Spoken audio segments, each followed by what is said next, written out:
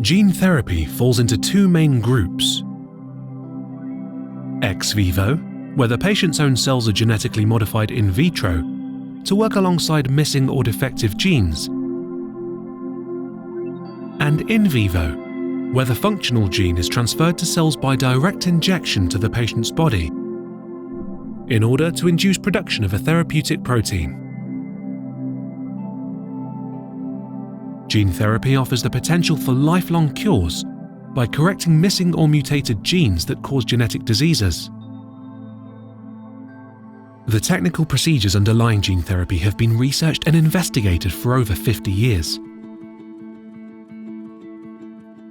In 2010, Professor Amit Nathwani conducted a trial testing a gene therapy treatment on people living with haemophilia B, which produced transformative results. The same techniques can now target a variety of genetic diseases. Current gene therapies target diseases caused by a single gene mutation. The therapies use a specialized carrier called a vector. This functional gene is derived from a capsule of a naturally occurring virus called adeno-associated virus, AAV. This virus is not known to cause any illness, so is used as the carrier for the missing gene. Once this gene is assimilated within the target cell, it will start to produce the missing protein.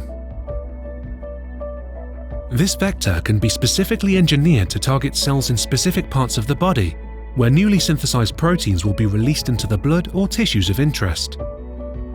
To bring gene therapy to patients, it is important to produce sufficient quantities of the AAV vector of a satisfactory quality. The AAV vector is then formulated into a solution that makes it injectable. Before a patient receives gene therapy treatment, the patients have to be screened to check their eligibility status. Tests will then confirm suitability for gene therapy. Next, patients receive the one-time infusion, taking around 1 hour.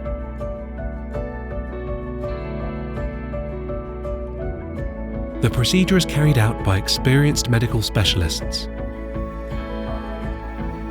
Clinical data is starting to show the potential for long-lasting curative effect for various diseases.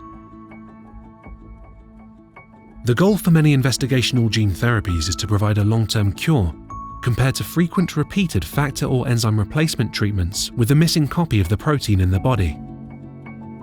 Gene therapy could therefore replace the need for repeated dosing to reach an appropriate therapeutic level of the protein in the blood to treat the disease or condition. Freeline, we are driven by the potential to be life changers.